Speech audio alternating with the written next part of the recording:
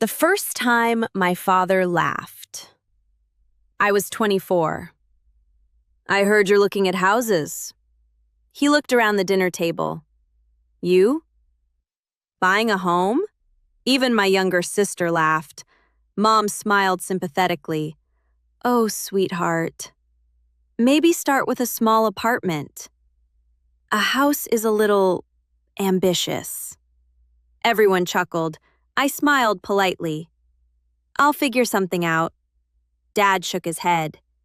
You've always dreamed too big. Growing up, my parents believed only one child would succeed, my younger sister, Olivia. She was the favorite. Private school, brand new car, luxury vacations. When she graduated college, Dad helped with a down payment on her condo. When I graduated, I received a handshake. Mom smiled proudly. You've always been independent. You don't need our help. Eventually, I stopped asking. Instead of buying a home immediately, I spent 5 years working in commercial finance, learning everything I could. Property management, rental investments, real estate acquisitions.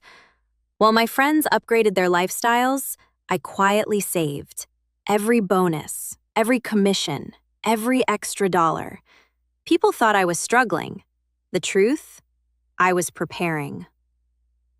At 29, I created a small property investment company. Nothing flashy, just residential rentals. 1 house became 3. 3 became 7. Then 12. Eventually, a retiring investor offered me something unexpected. An entire portfolio.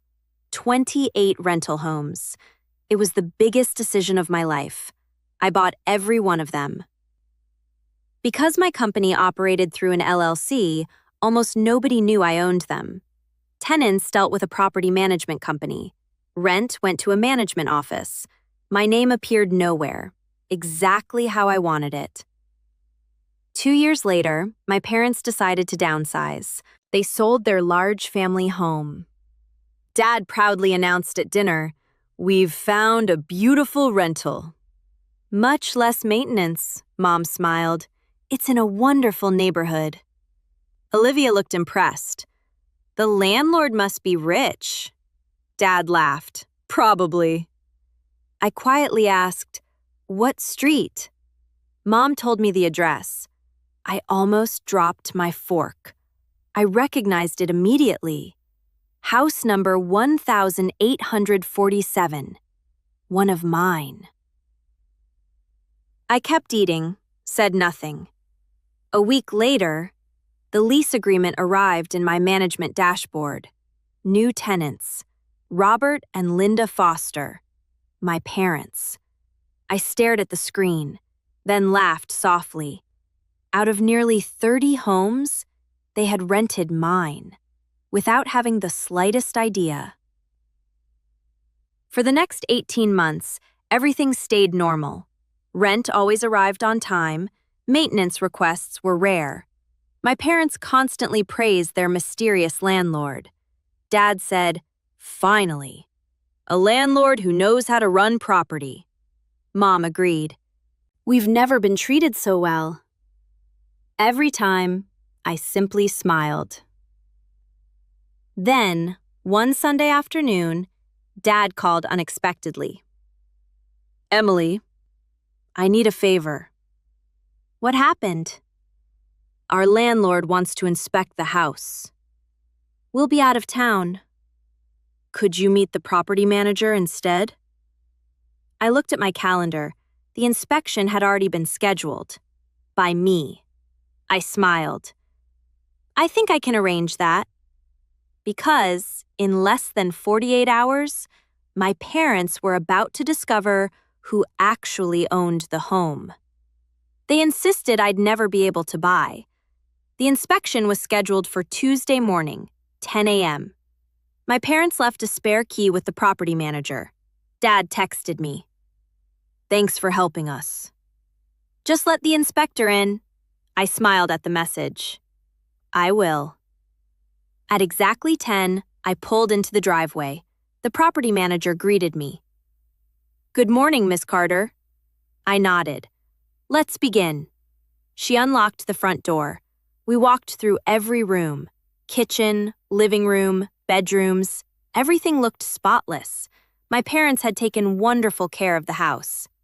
The manager smiled. They're some of our best tenants. I know. They always pay on time. They treat the property with respect. I quietly nodded. I've noticed. She looked at me, confused, then remembered. Oh, right. You own it. As we finished the inspection, a car suddenly pulled into the driveway. My parents had returned a day early. Dad stepped out first.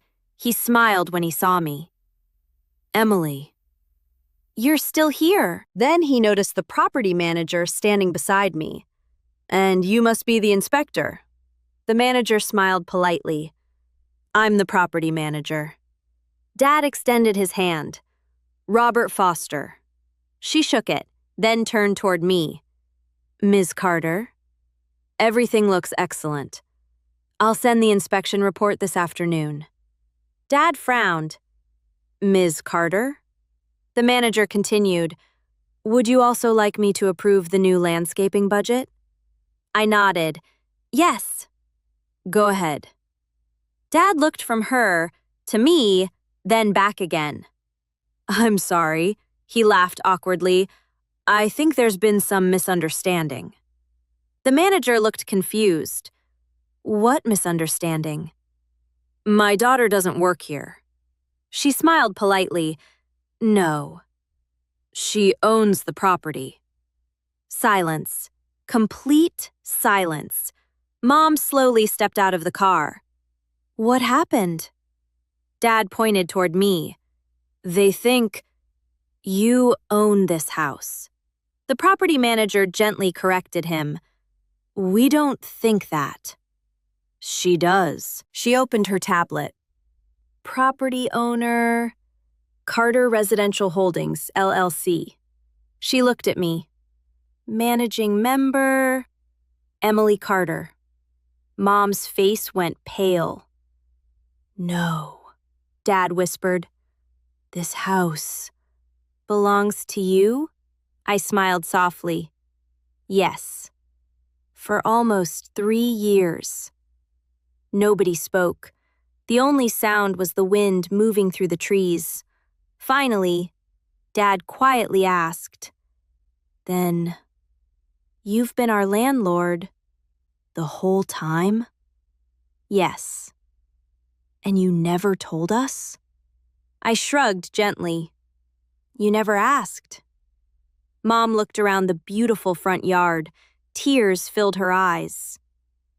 We spent years telling everyone you'd never own a home. I nodded. I know. You actually owned dozens of them? I smiled. 28. Dad slowly sat down on the porch steps. I don't understand. You could have bought a mansion. I could have. So why didn't you? Because houses don't create wealth. Assets do. I bought income, not appearances. He stared at me. For years, I thought Olivia was the successful one. You were measuring lifestyles, I replied quietly. I was building one. Mom wiped away tears. You've always been so quiet. I had work to do. She laughed softly through the tears. We kept feeling sorry for you. I know. I never needed sympathy. I needed time. The property manager quietly excused herself. I'll leave you with your family. As she drove away, Dad looked around the home. You've never increased our rent. No. You approved every repair. Yes. You even replaced the air conditioner. I smiled. It needed replacing. He looked down. You treated us better than we treated you. I didn't answer because he already knew. A month later, my parents invited me to dinner. For the first time, Dad introduced me differently. "This is my daughter. She owns a real estate company." Mom smiled proudly. "Actually, she owns the house we're renting." Everyone at the table laughed, except my father. He simply looked at me and quietly said, "I spent years believing success looked like the biggest house on the street. I never imagined it could look like owning the one I was living in." Sometimes, the greatest success isn't proving people wrong. It's quietly building a life so strong that one day, the people who doubted you end up living inside it.